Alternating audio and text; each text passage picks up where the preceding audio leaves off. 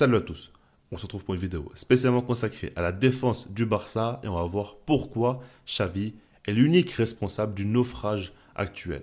Alors commençons par se dire après le match face à Gérone, la défaite 4-2 à domicile, il nous dit qu'en réalité le match était plutôt équilibré et que ça ne s'est pas non plus joué à grand chose. Donc il met en avant les ratés, il ne le dit pas directement, mais on comprend qu'il parle notamment des ratés de Lewandowski et de Rafinha qui ont fait que le Barça n'a pas pu accrocher un match nul ou gagner ce match-là. En soi, c'est factuel. C'est sûr qu'ils auraient dû faire beaucoup mieux. Ils ont eu de grosses occasions qui ont été ratées et ça a coûté cher au Barça.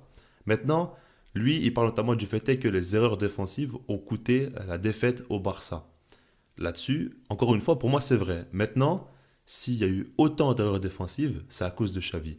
Et vous allez voir qu'on ne va pas simplement analyser le match, on va analyser beaucoup plus que ça. Et on va même commencer en parlant de la saison passée. Parce que la saison passée, l'une des plus grandes forces du Barça, voire même la plus grande force du Barça, c'était la défense. Et c'était donc le fameux back avec Balde, Araujo, Christensen et Koundé qui étaient vraiment très solides. Il y avait une très bonne synergie, les joueurs s'entendaient bien entre eux, c'était très cohérent et ça marchait très bien.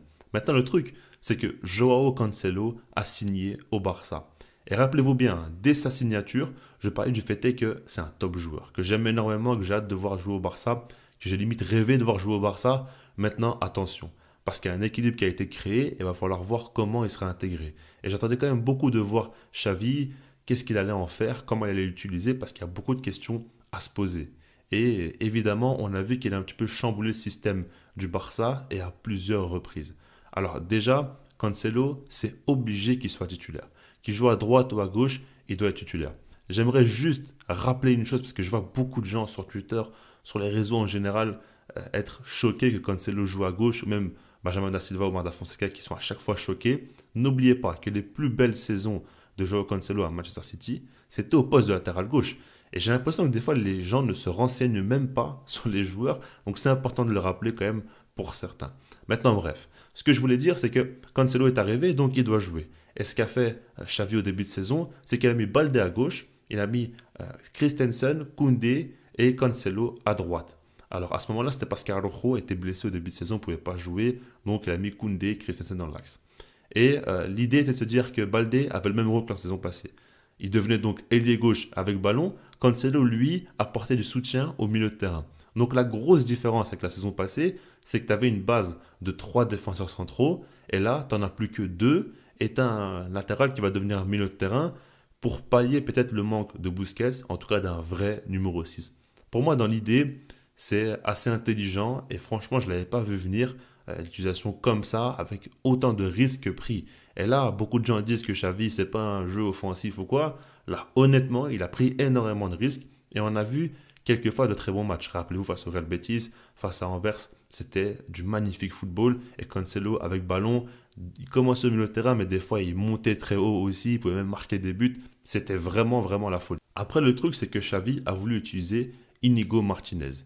Ce qu'il faut bien comprendre, c'est qu'Inigo Martinez, en été, il revenait de blessure de quelques mois. Donc, au début de saison, il n'était pas encore à 100%. Et donc, Xavi voulait à tout prix utiliser. C'était vraiment sa recrue. Et une fois qu'il arrivait dans une bonne forme physique, il l'a mis titulaire à la place de Christensen. Donc là, il a changé la défense centrale. C'était Inigo Martinez et Koundé. Et puis, il y a Araujo qui est revenu, il y a Koundé qui s'est blessé. Donc, on a vu Inigo Martinez, Araujo, avec encore une fois Balde et Cancelo. Maintenant, le truc, c'est que Balde était vraiment pas ouf en ce début de saison. Il était très décevant. Donc, Balde est parti sur le banc. Et Xavi a mis Cancelo à gauche et il a mis Araujo, défenseur droit, Koundé, défenseur central. C'est peut-être compliqué à suivre pour vous, mais ça prouve bien justement que Xavi a énormément changé et je pense que vous voyez là où je veux en venir. Maintenant, le truc, c'est que Cancelo est passé de latéral droit qui apporte du soutien au milieu de terrain à ailier gauche, on va dire, où il échange quelquefois de position avec Joao Félix. On a beaucoup dit que c'était une excellente idée parce que on voyait le duo de Portugais qui se connaissent très bien, Joao Félix, Cancelo, briller à deux. Et dès qu'il a fait ça, on a vu Cancelo faire de top match. On a vu aussi Félix recommencer à marquer des buts. Donc, il n'y a pas de souci. Maintenant, quand tu parles d'une défense, il y a l'aspect offensif parce que c'était le Barça, mais il y a quand même l'aspect défensif qu'il ne faut pas oublier. Et le truc, c'est qu'il y avait donc Araujo qui était mis au poste de latéral droit. Et vous savez très bien, j'en ai beaucoup parlé, c'était dramatique. Pour moi, c'est une idée ridicule. Oui, Marcelo Bielsa aussi le fait en sélection. Maintenant, l'Uruguay, c'est pas le FC Barcelone. Donc, on va pas non plus en parler. Et par rapport à ça, ben, il y avait Koundé dans l'axe, Araujo à droite. Puis maintenant, il a encore changé et il a inversé Araujo et Koundé. Et là, face à Atlético Madrid notamment, ça a très très bien marché.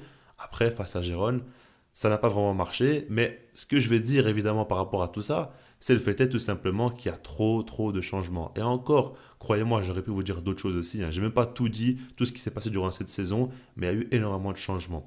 Et c'est pas qu'une question de faire tourner ou quoi, non. Parce qu'à chaque fois qu'il y avait des changements qui étaient faits, on avait trois quatre matchs de suite avec la même défense. Donc ça prouve bien que Xavi voulait installer quelque chose de nouveau. Mais ce qu'il faut bien comprendre dans le jeu de position moderne, à l'heure actuelle, comment le football évolue, il faut bien se dire que les latéraux ont un rôle pondérant pour l'équipe. Alors beaucoup de gens ne comprennent pas et pensent qu'en mettant deux latéraux offensifs, tu joues un football offensif. Non, les gars, on n'est plus en 2015. Aujourd'hui, on est en 2023 et quand tu es latéral dans un jeu de position, que ce soit pour Guardiola, Arteta ou Xavi, l'idée est claire. Le latéral peut apporter un équilibre défensif, un surplus au milieu de terrain ou un surplus en attaque. Mais en dehors de ça, il y a un principe de jeu dans le football qui ne va jamais changer. Il y a des automatismes à avoir à plusieurs lignes, mais surtout en défense. Évidemment qu'une charnière centrale doit avoir des automatismes, doivent se connaître, et c'est comme ça qu'ils vont tout simplement pouvoir enchaîner les bonnes prestations. Araujo et Christensen la saison passée, c'était du très haut niveau. C'était une top charnière centrale et Xavi n'a pas arrêté de changer parce qu'il faisait plus confiance à Christensen. Il mettait Inigo Martinez, puis il a mis Koundé dans l'axe à la place d'Araujo, etc. Il a beaucoup changé et les automatismes se perdent. Surtout quand il y a des nouveaux joueurs comme Cancelo, Joao Félix, Gundogan qui arrivent et que le jeu de l'équipe change un petit peu, bah, tu perds vraiment tes repères et c'est qu'une question d'automatisme et de repères. Pour être solide défensivement, c'est en grande partie ça. Parce qu'au Barça, il y a des joueurs de top qualité en défense. Enfin, pour moi, Araujo, il n'y a pas de débat. Hein. C'est un superbe défenseur. Alors oui, problème à la relance, mais défensivement parlant, il est excellent. Malgré le fait que face à Girona, il a été mauvais, globalement, c'est un top défenseur. Christensen, il a déjà prouvé que c'est un top défenseur. Koundé, en ce moment, je n'en peux plus de lui, mais on sait que par exemple, au début de saison, il était très performant et qu'il peut faire beaucoup mieux qu'à l'heure actuelle. Maintenant, le truc, c'est que quand tu changes constamment de position, quand tu changes constamment de coéquipier, etc., c'est sûr que ça rend la tâche très difficile aux joueurs et ça fait que la défense est de plus en plus, on va dire, mise en avant dans le sens négatif. Maintenant, il y a beaucoup de gens qui parlent du fait que le Barça est dans le dur parce qu'il n'y a pas de réel numéro 6. Moi, je ne suis pas vraiment d'accord avec ça. Moi, je pense surtout que c'est la défense en soi qui est vraiment à la rue à l'heure actuelle. Alors oui, on pourrait même voir les choses plus loin en disant que le milieu de terrain manque de contrôle et donc ça fait que la défense subit plus. Le Barça a moins, on va dire, de facilité à garder le ballon. C'est totalement vrai. Maintenant, sur les phases où le Barça est dominé, c'est pas normal de concéder autant d'occasions. Quand je regarde le match face à Gérone, quand on voit Christensen qui se fait attirer comme n'importe quoi par tous les joueurs, enfin pour moi c'est un manque d'automatisme. Et quand on regarde même le dernier but encaissé par le Barça, si vous pouvez voir le ralenti, regardez bien, vous allez voir que Baldé et Cancelo sont complètement perdus, ne savent pas qui doit faire quoi. Et là, c'est encore une fois Xavi qui s'est perdu en mettant Baldé en défense centrale. Enfin, il commence vraiment à faire n'importe quoi, à tenter tout ce qu'il ne faut pas, et il n'y a plus d'équilibre dans cette équipe-là. Donc, évidemment que défensivement, c'est plus compliqué pour les joueurs. Maintenant qu'on a dit tout ça, selon moi, la solution est simple. Il ne faut pas non plus revenir aux fondamentaux ou quoi. Il faut juste essayer de trouver une formule et de rester là-dessus. Parce que Xavi, d'un côté, c'est une qualité, le fait est que quand ça ne marche pas, il va changer, il va tenter autre chose. Mais le problème, c'est qu'il tente trop de choses différentes et ça fait que les joueurs n'arrivent plus à suivre. Et comme je vous l'ai dit, c'est très important, il n'y a plus vraiment d'automatisme.